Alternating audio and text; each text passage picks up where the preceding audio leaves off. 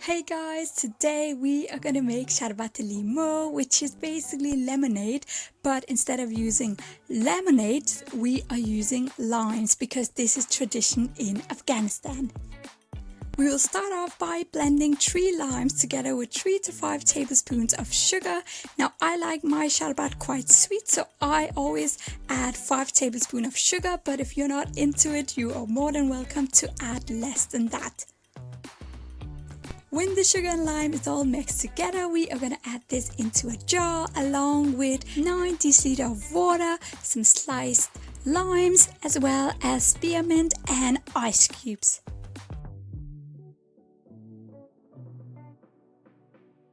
When it's all mixed together, you are ready to serve it, and you can even keep this in the fridge for like 2 to 3 days. If this video was helpful to you, please remember to give it a big thumbs up. I'll see you in the next video.